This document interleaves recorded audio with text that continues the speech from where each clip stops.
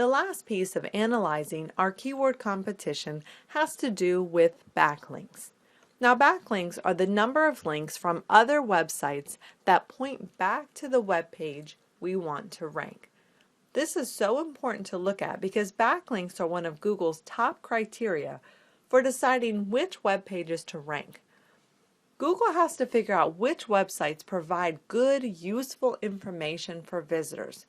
So how can they determine that without sitting down and reading every web page?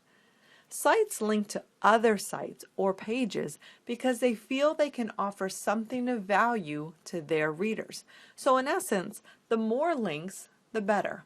Now this has been abused by spammy SEOs, and Google is getting smart.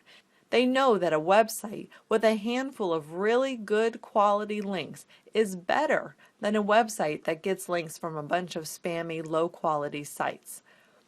This means it's important to see how many links your competitor has, where those links are coming from, and the quality of the websites that they're coming from.